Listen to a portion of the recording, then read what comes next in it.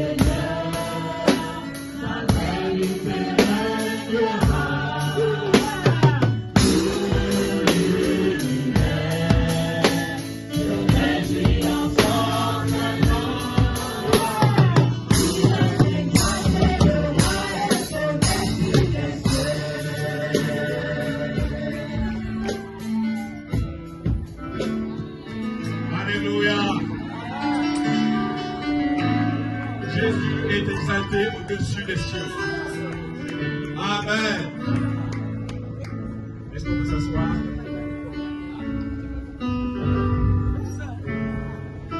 Alors qu'il est doux de célébrer le Seigneur. Qu'il est doux de louer son Seigneur. Alléluia. Gloire au Seigneur. On passerait comme ça toute la soirée à louer le Seigneur. Hein? Merci Saint-Esprit pour ta douce présence. Amen. Alors, ce soir, par la grâce du Seigneur, j'aimerais partager un message que le Seigneur m'a mis à cœur depuis un moment.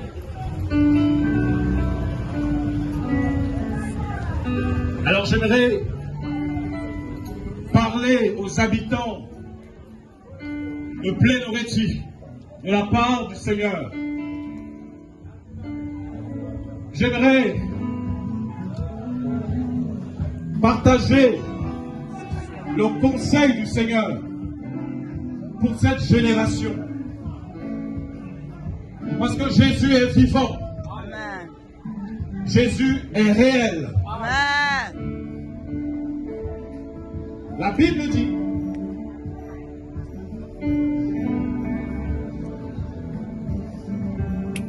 qu'il a été crucifié. Il a été enseveli. Et le troisième jour, il est ressuscité d'entre les morts. Et je crois que c'est lui qui m'a mis à cœur de partager ce que nous allons entendre ce soir. Si on peut baisser un tout petit peu le piano.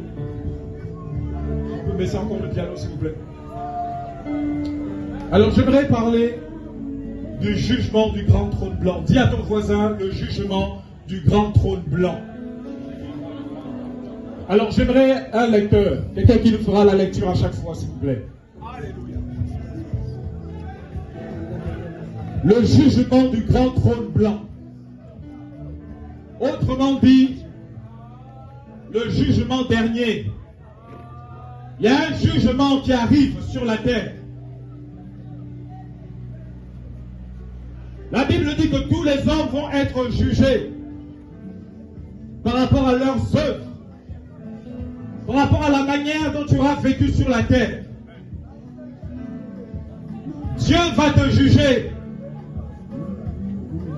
Dieu te demandera des comptes de la manière dont tu as mené ta vie sur la terre. Alors nous allons lire Hébreux chapitre 9 verset 27. Seigneur, merci encore pour ta présence. Au nom de Yeshua.